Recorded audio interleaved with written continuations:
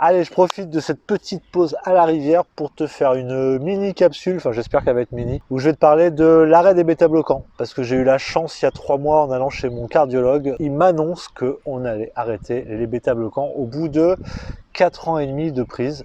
Et si tu ne me connais pas, si tu me connais que par rapport à cette vidéo-là que tu es en train de regarder, je t'invite à aller voir l'autre vidéo, celle où je te parle de justement des problèmes que j'ai eu avec les bêta-bloquants et que beaucoup de monde a avec les bêta-bloquants. Donc dans cette vidéo, je vais te parler des effets de sevrage et je vais te parler de la différence entre avec bêta-bloquants et sans bêta-bloquants.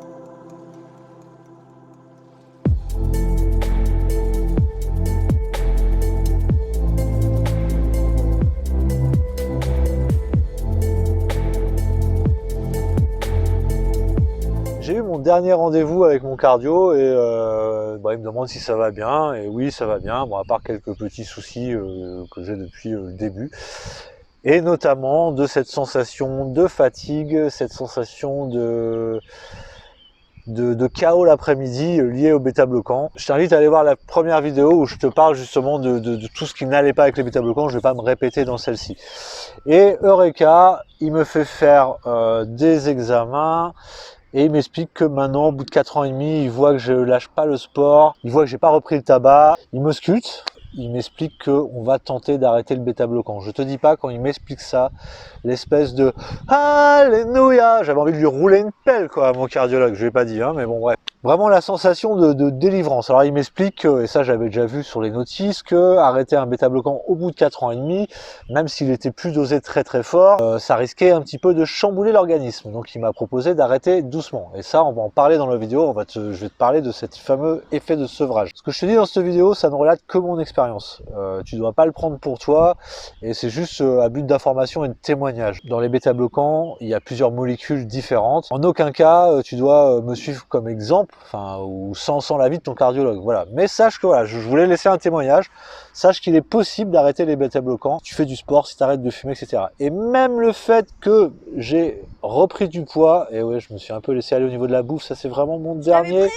Oui, elle m'avait prévenu. C'est vraiment mon dernier cheval de bataille. La bouffe, j'y arrive pas, quoi. Et ben même en ayant pris vraiment pas mal de kilos, tu peux t'en rendre compte. Vive le confinement, vive la Corse et vive nos volontés là, par rapport à ça. Même par rapport à ça, il m'a dit que rien que le fait d'avoir persévéré à faire du sport comme j'ai fait, de pas refumer, ça permettait au bout de 4 ans et demi de pouvoir tenter un arrêt total des bêta-bloquants. Pour ce faire, donc, il m'a demandé de baisser graduellement la quantité, donc de passer de 2,5 à 1,5 et progressivement arrêter. Ensuite, au bout de 15 jours d'arrêt, tout ça, ça s'est fait pendant le confinement. Au bout de 15 jours d'arrêt, il m'a reconvoqué pour faire une épreuve d'effort démaquillée, forcément, vu que j'avais plus de... Alors, on dit épreuve d'effort démaquillée, c'est quand on te demande d'arrêter le bêta-bloquant 3 jours avant. Là, en l'occurrence, ça faisait 15 jours que je le prenais plus. Pour pouvoir valider le fait, est-ce que mon cœur va bien? Est-ce que mon cœur en effort va bien sans bêta-bloquant? J'ai fait cette épreuve d'effort avec beaucoup de stress en me disant pourvu que, ma hantise c'était que l'épreuve d'effort ça ne le fasse pas et qu'ils me remettent les bêta-bloquants. D'autant plus qu'il y a 2 ans de ça, j'avais bien baissé au niveau du grammage des bêta-bloquants et mon cardiologue me les avait augmentés parce qu'il n'était pas satisfait de l'épreuve d'effort. Donc vraiment, j'y étais allé à cette épreuve d'effort avec beaucoup d'appréhension. Et alléluia, vraiment l'épreuve d'effort s'est bien passée et hormis quelques arythmies, il m'a dit que bingo, on pouvait continuer. Donc concrètement, quelle différence il y a entre avec bêta-bloquant et sans bêta-bloquant? Avant de te parler de ça, je voulais te parler du sevrage. Et là, on rentre dans le dur. J'étais confiné en arrêt de travail pour un autre problème. J'avais tout pour être heureux, entre guillemets. C'est-à-dire, j'avais du temps libre, je pouvais faire ce que je voulais, enfin voilà, quoi. C'était quand même, hormis le confinement, c'était pas mal. Le fait d'arrêter ces bêta-bloquants, ça m'a fait un effet de sevrage digne d'une drogue dure. Mais vraiment, je pèse mes mots, j'ai eu vraiment un effet de dépression aiguë. Mais impressionnant. Ouais, sévère, Sophie précise. Ouais. Oui, ouais. J'ai pu constater. Ouais, elle a constaté, c'était très très dur. Et ça a duré longtemps. Longtemps. J'ai bien mis un mois et demi à ressortir encore de cette dépression. Sophie dit 2 mois. Voilà, mais je pense que voilà, je pense que c'est le sevrage du bêta-bloquant finalement a dû durer que 15 jours, 3 semaines, mais après c'est toujours dur de sortir d'une dépression, il y a des mécanismes qui rentrent en jeu. Et voilà, bon bref, maintenant ça va beaucoup mieux. Et donc il faut que tu sois prévenu si on te demande de ralentir ou si on te demande d'arrêter les bêta-bloquants, notamment le bisoprolol, hein, parce que les autres je les connais pas. Tu as un réel effet de manque. Il ne faut pas le sous-estimer.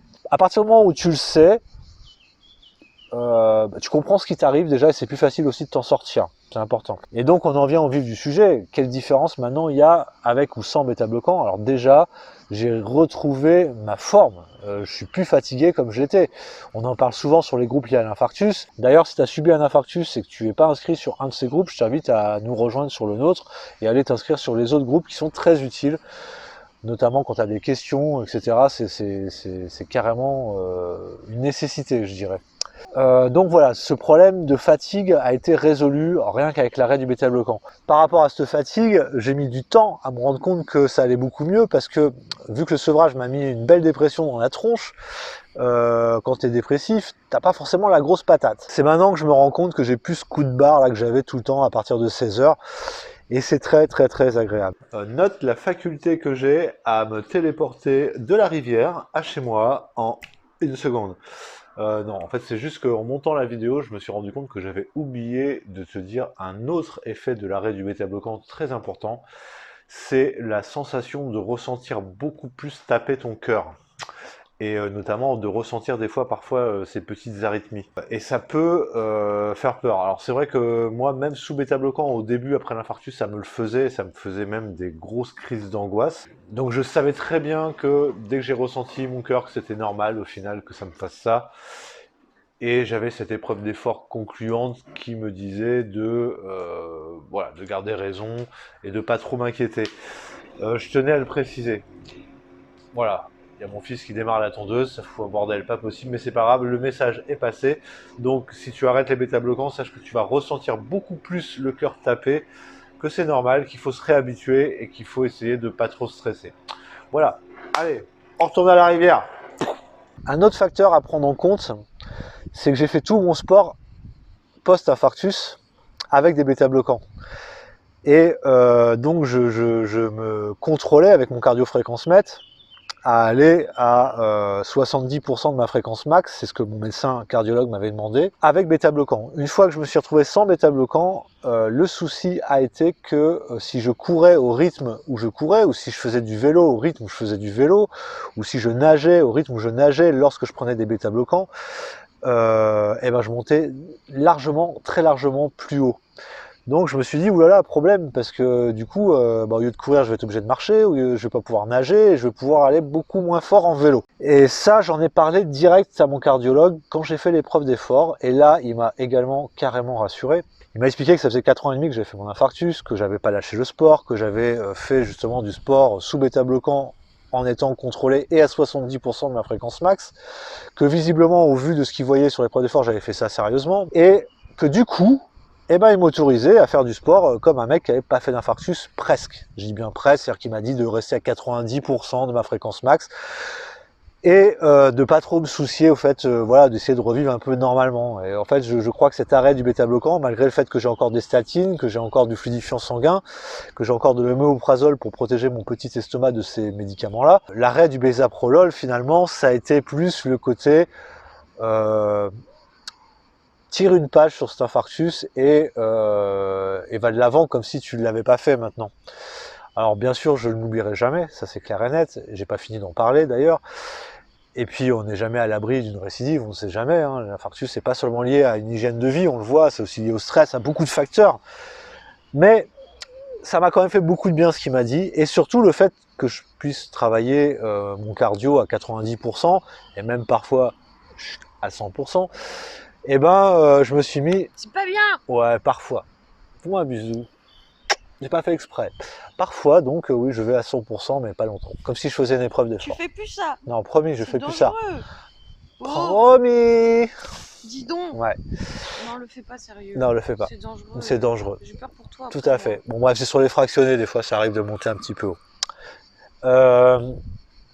Et du coup, bah, ça m'a permis de refaire du sport à l'allure où j'allais quand je faisais des bêta-bloquants. Alors bien sûr, eh ben, au lieu d'être à 130, par exemple, je cours à 7 km/h comme une tortue, mais j'ai beaucoup de poids à déplacer, tu vois. Donc, avec le poids que j'ai à déplacer, de courir à 7 km/h, ça me faisait sous bêta-bloquant monter à 130, 135 et ça me fait actuellement monter à 165, 160. Voilà. Et du coup, je m'y retrouve carrément. Donc honnêtement, bah, l'arrêt des bêta-bloquants, hormis cette phase de sevrage qui est compliquée, eh ben, c'est encore une fois une nouvelle étape dans cette vie post-infarctus. Et là, c'est vraiment une belle étape. T'as envie de sabrer le champagne, vraiment quoi. Je voulais te partager ce petit moment sous forme d'une petite capsule, voilà. Et même si, comme je t'ai dit au début de la vidéo, tu n'as pas à prendre d'exemple sur moi, que c'est juste un témoignage, eh ben, j'espère que ce témoignage te donnera espoir que justement rien n'est figé, et ben, qu'il reste de l'espoir. Et puis même si on t'arrête pas le bêta-bloquant, on peut peut-être te le baisser. Et même si on te baisse pas le bêta-bloquant, eh ben, sache que pendant 4 ans, j'ai quand même fait avec et que ça allait pas si mal que ça. Voilà, l'important c'est d'être en vie, l'important c'est de savourer les moments qu'on a en vie et de garder en tête tout ce qu'il faut pour justement pas retomber dans des mauvais schémas. C'est vraiment le genre de nouvelles dans ta vie post-infarctus qui permettent de te booster et d'aller de l'avant, quoi. Au même titre que quand tu t'abonnes sur notre chaîne et que tu cliques sur la petite cloche, et ben ça nous met un petit boost. Au même titre que quand tu nous mets un petit pouce, et ben ça nous encourage. Et au même titre que quand tu nous laisses un commentaire, et ben non seulement tu dis à l'algorithme de YouTube que la vidéo elle est top, au moins intéressante, et puis surtout ça nous permet de l'interaction, et nous avec Sophie on aime beaucoup ça, l'interaction. Et en parlant d'interaction, j'en profite très rapidement pour te dire que elle envoie un email privé tous les lundis matins rempli d'astuces et de bonne humeur, et si tu as fait un infarctus ça te concerne, et si tu n'as pas fait d'infarctus, et ben sache que ça peut te concerner aussi, et que honnêtement ces petits mails, moi je les lis comme si je lisais des mini nouvelles de livre, toi. Voilà, ça raconte à chaque fois une petite histoire, c'est sympa et j'adore ça, c'est gratuit, tu te désabonnes si ça te plaît pas, tu peux tester, on n'a rien à vendre dessus, c'est pas pour te vendre quelque chose, c'est vraiment du partage, on est là pour te partager, pour partager avec toi, et ça nous aide aussi nous à progresser, à aller de l'avant. Voilà, donc je t'invite à aller fouiller tout ça, on te met tous les liens en bas dans la description, je te souhaite une très bonne journée, je te dis à très bientôt pour d'autres vidéos, bye. Bravo! Merci ma chérie. Bien.